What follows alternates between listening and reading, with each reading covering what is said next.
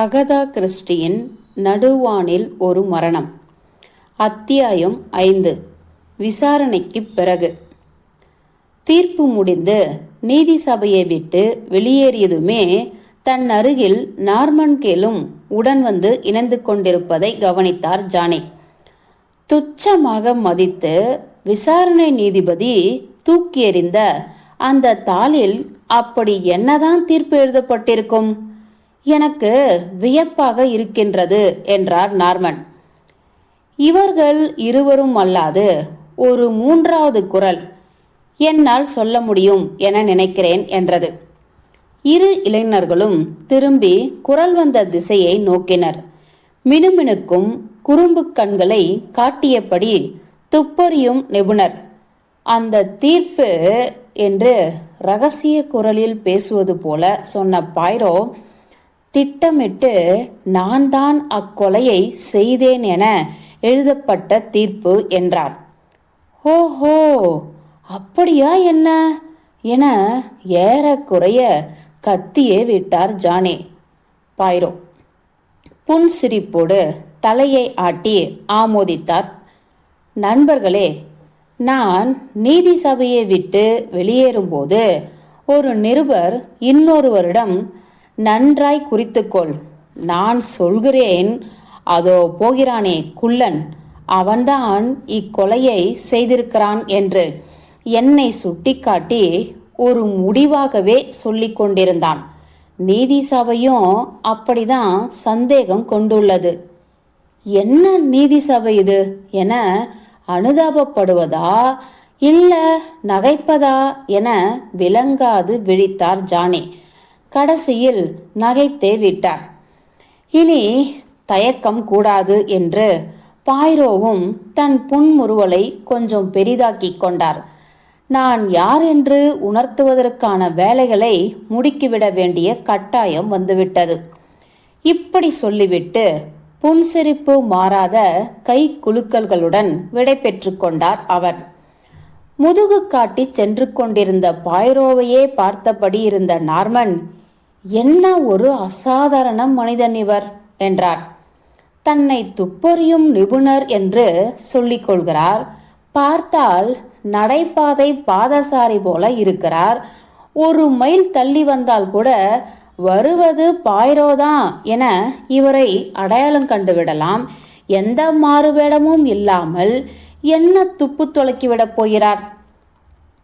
கண்களிலிருந்து மறையும் வரை பாய்ரோவையே பார்த்து கொண்டிருந்த ஜானி, திரு நார்மன், துப்பறிதல் பற்றி உங்களுக்கு மிக பழமையான எண்ணம்தான் உள்ளது போல என்றார்.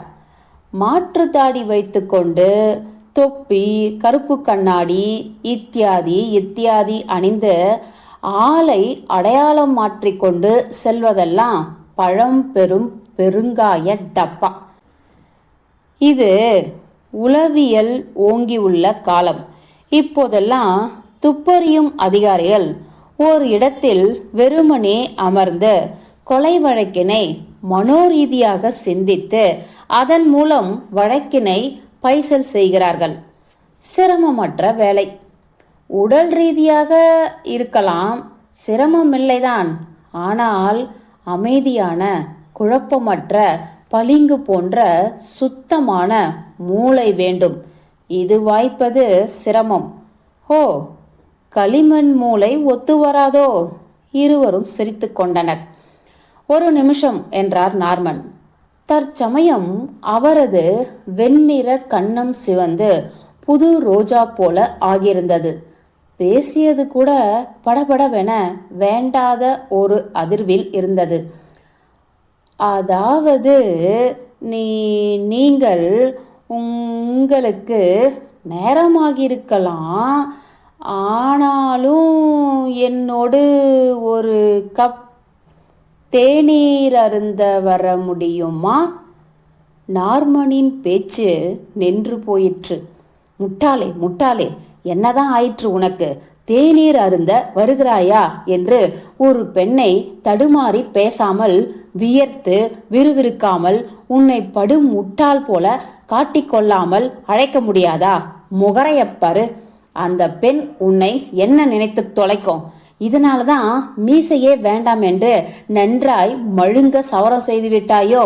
முட்டாளே முட்டாளே என்று நார்மனின் உள்மனம் மட்டும் படபடப்பும் அதிர்வும் இன்றி தைரியமாய் பேசிற்று. ஜானே அதிராது மிக்க நன்றி என்றுவிட்டு, எனக்கும் சூடாய் தேநீர் குடித்தால் தேவலாம் போலதான் உள்ளது என்றார் மிக அமைதியாய். அருகில் ஒரு தேநீர் கடையை கண்டனர்.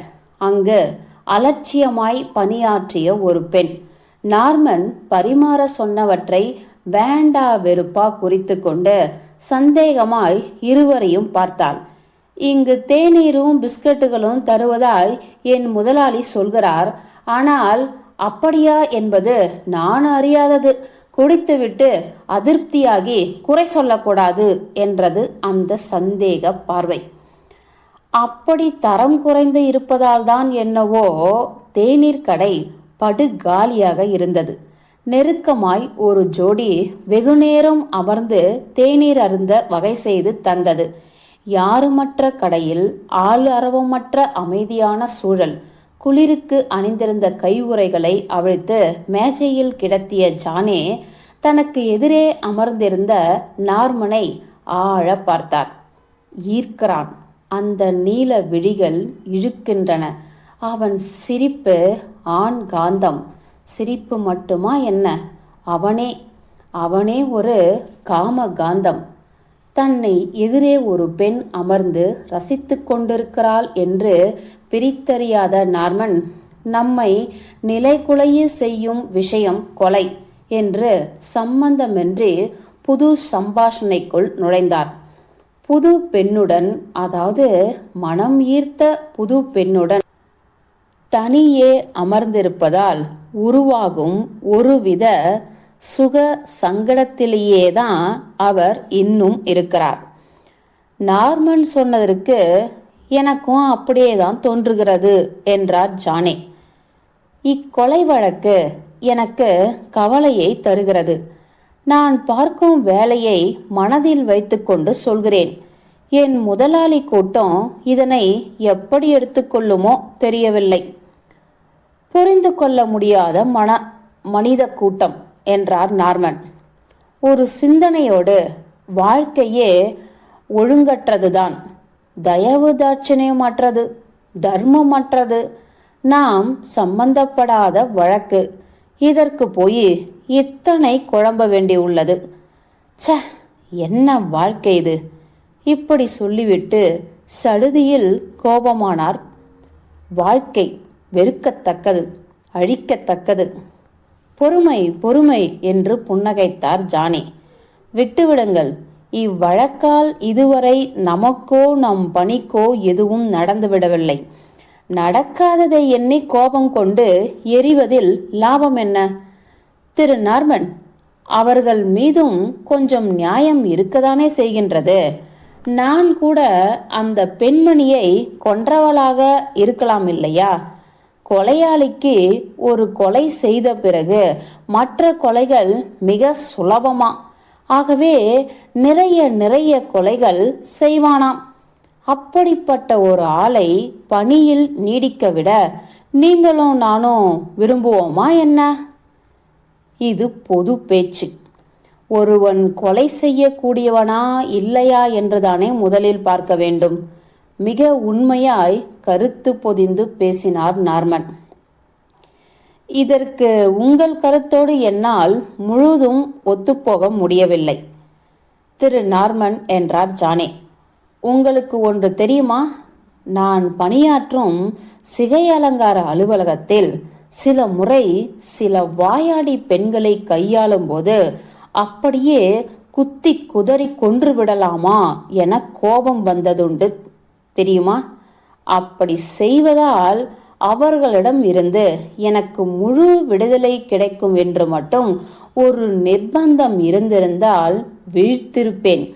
உதாரணத்திற்கு என் முதலாளி. ஹுஃப், தகர குரல், எதற்கும் கோபம், பாராட்டுவதே தெரியாத ஆளுமை, அடிமையாய் நடத்தவே துடிக்கும் கொள்கை, அவளை கொன்று போடுவது சமுதாயத்திற்கு செய்யும் புண்ணியமே அன்றி குற்றமே அல்ல என்று கூட நான் பல முறை எண்ணியதுண்டு. எனவே திரு நார்மன் என்று குறும்பாய் கண் சிமிட்டிய ஜானே, எனக்கு கூட கொலைகார மூளை உள்ளது என்றார். ஆயினும் என்ற ஜானேயின் வாக்கியத்தை தொடர்ந்த நார்மன், நீங்கள் நாம் எதிர்கொண்டிருக்கும் இக்கொலையை செய்யவில்லை. நான் சத்தியமாய் இதை நம்புகிறேன். நீங்கள் இக்கொலையை செய்யவில்லை என்று நானும் இறைவன் மீது ஆணையிடுவேன் என்றார் ஜானே. ஆனால் திரு நார்மன், உங்களுக்கும் இக்கொலைக்கும் சம்பந்தம் உள்ளது என உங்கள் நோயாளிகள் முடிவு கட்டிவிடும் பட்சத்தில் இங்கு இப்படி நாம் நிரபராதிகள் என நினைத்து கொண்டிருப்பதினால் மட்டும் என்ன நன்மை விளைந்துவிடப் போகின்றது? என் நோயாளிகள்? ஓ! நார்மன் ஆழ சிந்திப்பது தெரிந்தது. நீங்கள் சொல்வது சரி என்றுதான் தோன்றுகிறது. இப்படியெல்லாம் நான் நினைக்கவில்லை. இவன் பல் மருத்துவன் அல்ல, ஆட்களை கொல்லும் நோய் பிடித்தவன் என அவர்கள் முடிவு கட்டிவிட்டால், ஹோ, என் தொழிலே அல்லவா முடங்கி போகும் என்றவர் திடுமென ஒரு விசையோடு கேட்டார். நான் ஒரு பல் மருத்துவன் என்பதில் உங்களுக்கு ஒன்றும் ஆட்சேபனை இல்லை என்கிறேன். நான் என்ன சரிதான? ஜானே வியந்து போய் புருவங்களை தூக்கினார். எனக்கா ஆட்சேபனையா? அதாவது பொது மருத்துவமனையை விட பல் மருத்துவமனை ஒரு படி கம்மிதானே, அதனால கேட்டேன். அதை வைத்து சொன்னேன். பல் மருத்துவன் என்றால் ஒரு ஈர்ப்பு இருப்பதில்லை. பொது மருத்துவன் என்று சொல்லுங்கள், தானாக மரியாதை வந்து விடுகின்றது. எழுந்து நிற்கிறார்கள். ஹடடா, உற்சாகமாக இருங்கள். ஒரு பல் மருத்துவன் நிச்சயமாய் சிகை அலங்கார பணியாளை விட உயர்ந்தவன்தான். போதுமா? இப்படி சொன்ன ஜானேயிடம் கிளம்பிய சிரிப்பு நார்மனையும் தொற்றிக்கொண்டு வெடி சிரிப்பாய் உதிர நார்மன் கேட்டார். நீங்களும் நானும் இனி சிறப்பான நண்பர்களாய் இருக்கப் போகிறோம் என நினைக்கிறேன். என்ன? என்னுடன் ஒரு நாள் இரவு டின்னருக்கு வர நீங்கள் மறுக்கப் போவதில்லை. அப்படியே ஒரு சினிமாவுக்கு கூட போய் வரலாம். நன்றி திரு நார்மன். ஜானேயின் இந்த அங்கீகரிப்பால் நார்மனிடம் வார்த்தைகள் நின்று போயின. பின் கேட்டார், லேபினட் எப்படி இருந்தது? எத்தனை அற்புத பொழுதுபோக்கு! பிரமாதம்! இதற்கு முன்னால் நீங்கள் அங்கு சென்றதில்லையா? இல்லை என்ற ஜானே திடுமென மெலிதான குரலில் திரு நார்மன் என்றழைத்து லேபினேட்டில் இருவருக்கும் இடையே சூதாட்டத்தின் போது நிகழ்ந்த முதல் சந்திப்பினை நினைவு கூர்ந்தார். அப்பொழுது இருவருக்கும் இடையே ஈர்ப்பு ஒன்று உருவாகி மலர்ந்ததை இருவரும் ஒப்புக்கொண்டனர். அந்நினைவினை அசை போட்டு ரசித்தனர். இருவரின் மனோகர நினைவுகளும் ஒரு நிமிடம் என்று இடை புகுந்த ஒரு இளைஞனால் தடைப்பட்டன. அவன் சில நிமிடங்களாகவே அவர்களுக்கு அருகில் இலக்கு ஏதுமின்றி இங்கும் அங்குமாய் சுற்றி கொண்டிருந்தவன்தான். இவர்கள் இருவரும் கவனிக்காமல் விட்டுவிட்டனர். இப்பொழுது அதீத நம்பிக்கை கொடுக்கும் முறையில் புன்னகை தவழ ஜானேவிடம் பேச ஆரம்பித்தான். நீங்கள் செல்வி ஜானேக்ரே தானே? கண்களில் ஆச்சரியம் மினுமினுக்க ஆமாம் என்றாள் ஜானே. நான் சமுதாய குரல் பத்திரிகையின் நிருபர். ஒரு பயணியின் கோணத்தில் நின்று விமானத்தில் நிகழ்ந்த கொலை குறித்த உங்கள் அனுபவங்களை ஒரு கட்டுரையாக தர வேண்டும் என்றான். சற்று சிந்தித்த ஜானே, அதெல்லாம் என்னால் முடியாது, மிக்க நன்றி என அவனுடனான பேச்சினை முடித்துக்கொள்ள முயன்றாள். ஹோ, எந்த பயமும் வேண்டாம். உங்கள் கட்டுரைக்கு நல்ல சன்மானம் தருவோம். எவ்வளவு? விவரம் தெரிந்து கொள்ளும் இலக்கில் கேட்டாள் ஜானே. 50 பவுண்டுகள். ஓ, உங்கள் முகத்தில் பிரகாசம் தென்படவில்லை எனில் இன்னும் கூட்டி 60 பவுண்டு தருகிறோம். இருக்கட்டும் என்றார் ஜானே. என்னால் கட்டுரை எல்லாம் எழுத வரும் என்று தோன்றவில்லை. என்னத்தை எழுதுவது எனக்கு பிடிபடாது. அந்த கவலையெல்லாம் உங்களுக்கு வேண்டாம் என்றான் அந்த கலகல இளைஞன். நீங்கள் கட்டுரையை கைப்பட எழுதி தர வேண்டும் என்று கட்டாயமில்லை தெரியுமோ?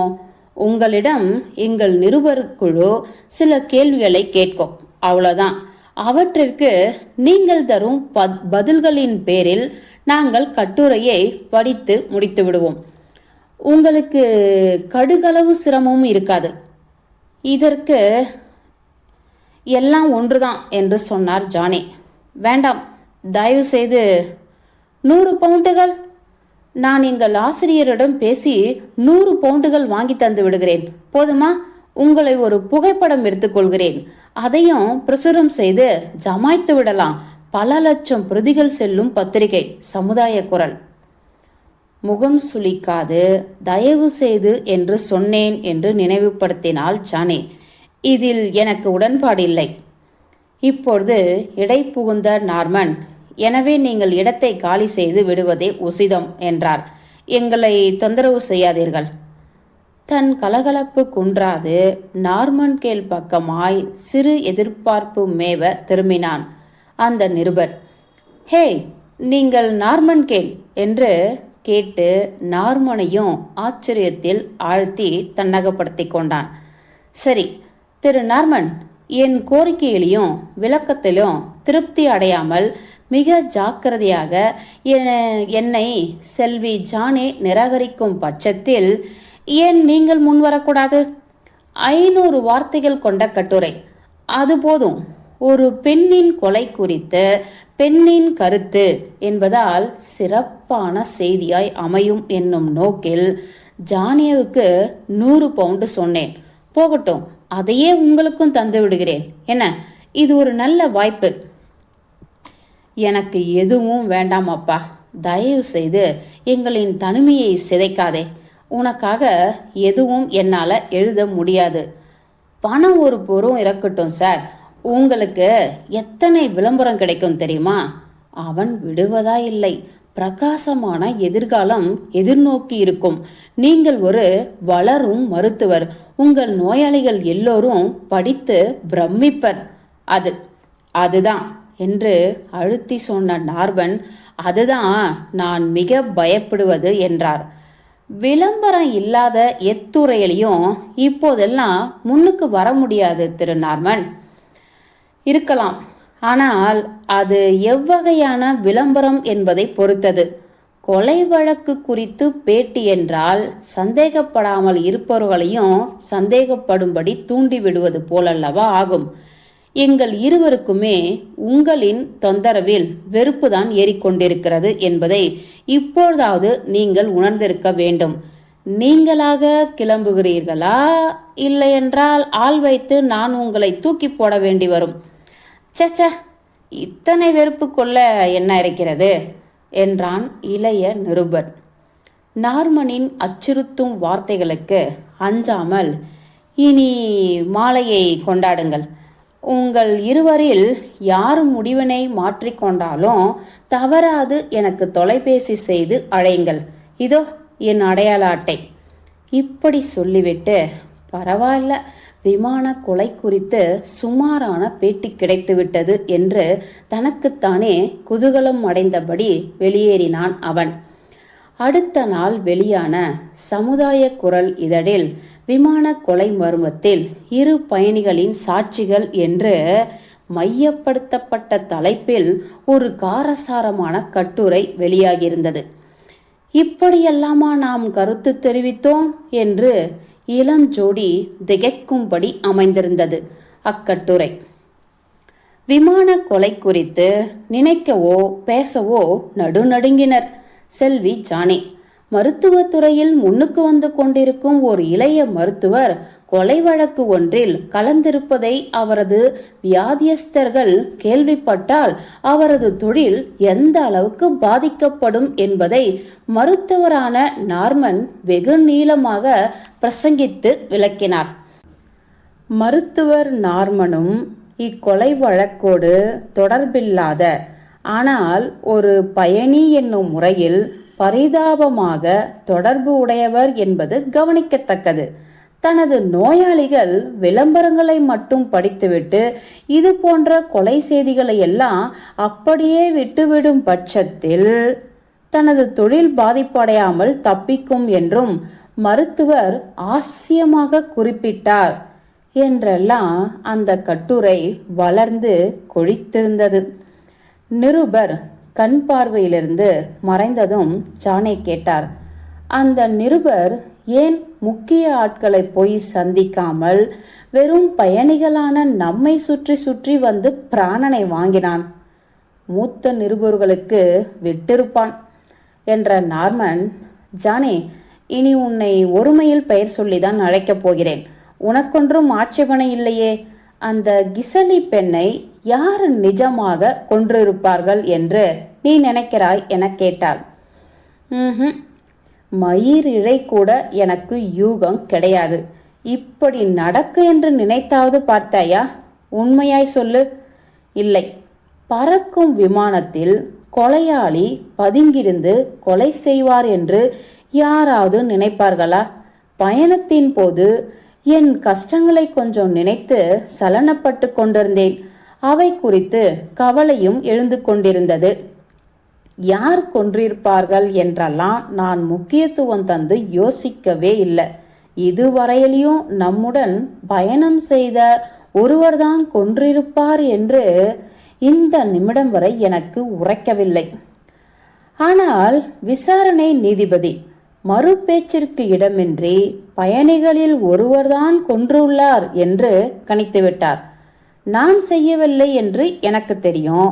நீ செய்யவில்லை என்பதும் நான் அறிந்ததே. ஏனென்றால் பயணம் முழுக்க நான் உன்னை தான் கவனித்துக் கொண்டிருந்தேன். ஆமாம் என்று புன்னகைத்து ஆமோதித்த ஜானேன், நீங்கள் இக்கொலையை செய்யவில்லை என்பதும் நான் அறிந்ததே. காரணம் நீங்கள் சொன்ன அதே காரணம். நான் செய்யவில்லை என்பதும் என் மனசாட்சி அறிந்ததே. ஆகவே வேறு ஏதோ ஒரு பயணிதான் செய்துள்ளார். அது யார்? எனக்கு கடுகளவு யூகம் கூட இல்லை. உங்களுக்கு என கேட்டார். இல்லை. இப்படி பதில் தந்த நார்மன் ஆழ்ந்த சிந்தனையில் இருப்பவராய் தோன்றினார். தொடர்ச்சியாய் அவருக்குள் அல்லாடிக் கொண்டிருக்கும் நினைவுகளுக்குள் எதையோ துளாவிக் கொண்டிருப்பதாய் பட்டது. ஜானே தொடர்ந்தார். வேறு யார் செய்திருப்பார்கள் என்பதில் நமக்கு எப்படி கருத்து இருக்க முடியும்? எனக்கு விளங்கவில்லை. விமான பயணத்தின் போது வினோதமாய் நாம் எதையும் பார்க்கவில்லையே. அதனால் சொல்கிறேன், நிச்சயமாய் நான் எதையும் பார்க்கவில்லை. நீங்கள்? நார்மன் மறுத்து தலையசைத்தார். வினோதமாய் எதுவும் தட்டுப்படவில்லைதான். விந்தையாய் தொக்கி நின்று நம்மை மிகவும் பயமுறுத்தும் விஷயமே இதுதான்.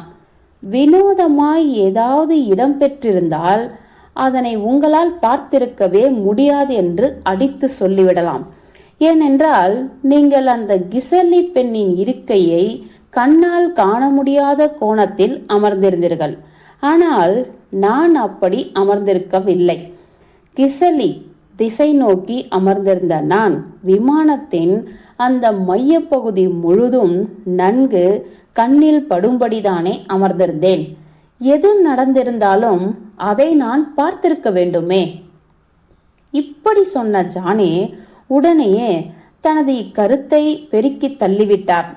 தனது கண்கள் விமானத்தின் மையப்பகுதியிலோ அல்லது வேறெங்குமோ பதிந்திருந்தில்லாமல் தனக்கு நேர் எதிரே நாவற்பழ நிற மழைக்கோட்டு அணிந்து அமர்ந்திருந்த ஆணழகன் மீது பதிந்திருந்ததையும், தனது மனமும் மூளையும் சிந்தனையும் சுற்று வட்டாரத்தில் என்னென்ன நிகழ்கின்றன என்பதை உள்வாங்கிக் கொள்ளும் நிலையற்று தனக்கு எதிரே இருந்த சுரூபனின் கட்டழகில் லயித்து கிடந்ததையும் மறுபடியும் நினைவுபடுத்தி கொண்டார். இச்சமயத்தில் நார்மன் ஈடுபாட்டோடு சொன்னார், இது குறித்து இன்னும் ஆழ பேசுவோமே. யார் மேடம் கிசல்லியை கொன்றது? ஒவ்வொருவராக பட்டியலிட்டு பார்ப்போம். விமான பணியாளர்கள்? இல்ல, நிச்சயமாய் மறுத்தார் ஜானி. என் கணிப்பும் அதுதான். நம் வரிசையில் அந்த பக்கத்தில் உட்கார்ந்திருந்த பெண்மணி சிசிலி கிடையாது. சட்டசபை உறுப்பினர் தன்னை நேரடியாக ஒரு கொலையில் உட்படுத்திக் கொள்வார் என எனக்கு தோன்றவில்லை. அவர் அருகில் இருந்த கெர், அவர் மிக நாட்டுப்புறமானவர். இவர் போய் ஒரு வயதான அயலாரை கொள்வார் என்பதில் எனக்கு உடன்பாடில்லை.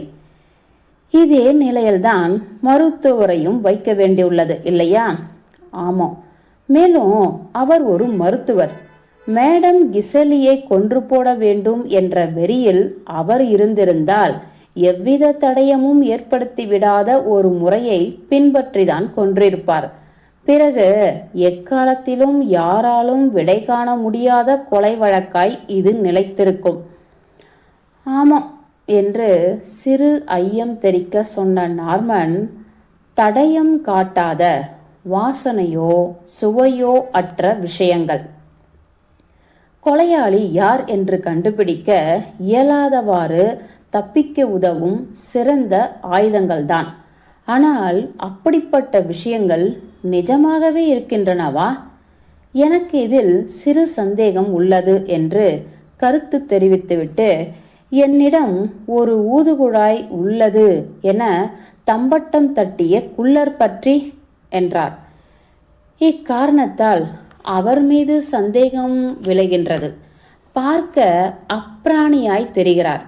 தன்னிடம் ஊதுகுழாய் ஒன்று இருக்கிறது என்று வெளிப்படையாய் சொல்வதால் தன்னை சந்தேகப்படுவதிலிருந்து விலக்கி விடுவார்கள் என்ற எதிர்பார்ப்பினால்தான் அவர் அப்படி சொல்லியிருப்பார்.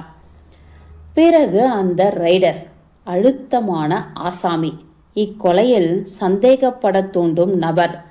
அந்த அகழ்வாராய்ச்சிக்காரர்கள் அனைவரை விடவும் இவ்வழக்கோடு இணைத்து பார்க்க வாய்ப்புகள் அதிகம் உள்ள இரு நபர்கள். சந்தேகப்படும்படியான இடங்களுக்கெல்லாம் இருவரும் சென்று வந்துள்ளனர். மேடம் கிசலியை கொல்ல காரணங்கள் கூட இவர்களிடம் இருக்கலாம், நாம் அறியாத காரணங்கள். இருவரில் இளையவன் மிக கவலையோடும் சந்தோஷமற்றும் இருந்ததாய் நான் உணர்ந்தேன். கொலை போன்ற குற்றங்களை பற்றிய திட்டமிடலில் மனம் மூழ்கியிருந்தால் முகம் சந்தோஷமற்ற கிளியில்தான் இருக்கும் என்று பேசினார் நார்மன். ஆனாலும் நார்மன், கொலை பற்றிய திட்டமிடலால் தான் அவர் கவலையில் இருந்தார் என்று அடித்து சொல்லிவிட முடியாது. கவலைக்கு வேறு காரணங்களாக இருக்காதா? அவரை பார்த்தால் இனிமையானவராகத்தான் தோன்றியது என்ற ஜானே, அவர் அப்பா பழக மிக இதமானவர், அவர்களை நம் பட்டியலில் இருந்து தூக்கிவிடலாம் என்றார். இப்படி எல்லோரையும் ஒதுக்கிவிட்டால் என்று சட்டென சற்று கடுப்பான நார்மன், நாம் ஒரு முடிவுக்கே வர முடியாது போலிருக்கதே என்றார். முடிவு என்று சிறு நகைச்சுவை மேவ கேட்டார் ஜானே. மரணித்துள்ள மேடம் கிசல்லி பற்றி அக்கு வேறு ஆணி வேறாய் அறிந்து கொள்ளாமல் நம்மால் என்ன முடிவுக்கு வந்துவிட முடியும்? அவருடைய எதிரிகள், அவருடைய சொத்தினை அனுபவிக்க பாத்தியதை உள்ளவர்கள். இது பற்றியெல்லாம் நமக்கு என்ன தெரியும்? நார்மன் தீர்க்கமாய் கேட்டார். என்ன ஜானே, நேரம் கடத்த வெறுமனே சிந்தித்து நாம் வெட்டியாய் கருத்து சொல்லிக் கொண்டிருக்கிறோம் என்றா நினைக்கிறாய்? பின்ன என்று கேட்டார் ஜானே அமைதியாய். வேற என்ன செய்து கொண்டிருக்கிறோம்? அப்படி இல்லை என்ற நார்மன், நான் இப்பொழுது சொல்வதை கேள் என்று ஆரம்பித்தார். ஜானே அவரை ஆர்வமாய் பார்த்தாள். கொலை, அழுத்தம் திருத்தமாய் சொன்ன நார்மன் கேள். கொலையான மற்றும் கொலை செய்த இருவரை மட்டுமே கொண்டதாய் இருக்க வேண்டிய அவசியம் இல்லை. கொலையை பார்த்து அல்லது கேள்விப்பட்டு அதற்காக மன ஆழம் வரை உணரும் அப்பாவி பிரஜையை கூட இது பாதிக்கின்றது என்று விட்டு ஸ்திரமான வார்த்தைகளில் சொன்னார். கிசலியின் கொலையை பொறுத்தவரை நீயும் நானும் கூட அப்பாவி பிரஜைகள்தான். ஆனால் இக்கொலை வழக்கின் நிழல் நம்மை தீண்டி உள்ளது. இல்லை என்றால் கிசலி பெண்ணின் விசாரணையில் இப்பொழுது நாம் இங்கு அமர்ந்திருக்க வேண்டிய தேவை இருந்திருக்காது. இப்படி தீண்டியுள்ள கொலை நிழல் இனி நம்மை எப்படியெல்லாம் வதைக்கப் போகின்றதோ. அதிகம் அதிராத, சலசலக்காத, எதனையும் சுலுவாக எதிர்கொள்ளக்கூடிய அமைதியான பெண் ஜானே. ஆனால் அவர் இப்பொழுது சிறியதாய் நடுங்கினாள். என்னை பயமுறுத்தாதீர்கள் என்றாள். பயமுறுத்தவில்லை, உண்மை நிலையை உணர்ந்ததால் எனக்குள் நான் பயந்திருப்பதை சொன்னேன் என்றார் நார்மன் கேல். எனக்குள் நான் கொஞ்சமாய் பயப்பட துவங்கியுள்ளேன். அத்தியாயம் 5 முடிந்தது. Agatha Christie